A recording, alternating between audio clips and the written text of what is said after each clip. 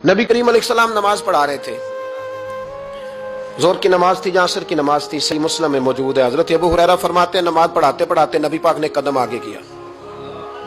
नमाज पढ़ाते पढ़ाते कदम आगे किया और यूं हाथ उठाया, फिर वापस कर लिया। अब नमाज पढ़ के ना तो सलाम फेरा तो सहाबा अर्ज करने लगे, या रसूल अल्लाह सल्लल्लाहु अलैहि वसल्लम, वो नमाज में पैर भी आगे किया तो हाथ भी उठाया, तो वजह क्या थी? पहला सवाल तो यह है कि आप लोग नमाज पढ़ रहे थे या हुजूर को देख रहे थे? तो सहाबा तो पहले ही बताते हैं कि भाई हम तो पहली साफ में नमाज इसलिए पढ़ते थे कि नमाज भी होती रहती थी और चुपके चुपके महबूब की दीद भी होती रहती थी। हुजूर से पूछा, या रसूल अल्लाह, वो नमाज पढ़ते पढ़ते कदम आगे बढ़ाया आपने तो फिर पीछे कर लिया, क्या था? और हाथ उठाया तो फिर आपने नीचे कर लिया। तो नबी करीम फरमाने लगे, नमाज पढ़ाते पढ़ाते जब मैंने कहा ना समी अल्लाहु लिमन हमीदा, अचानक मेरी नजर उठी तो जन्नत में चली गई। नजर उठी तो जन्नत में, तेरे लिए 2-4 कदम अर्श बरी है।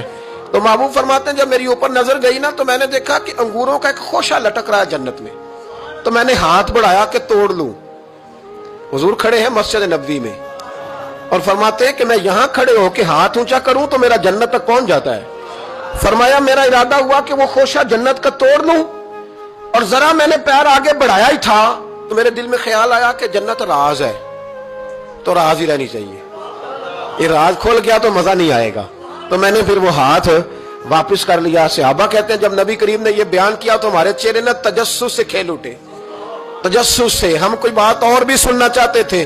तो महबूब फरमाने लगे, अगर मैं वो खोशा तोड़ के ले आता और तुम्हें दे देता, तुम कयामत तक भी खाते रहते तो तुमसे खत्म नहीं होना था।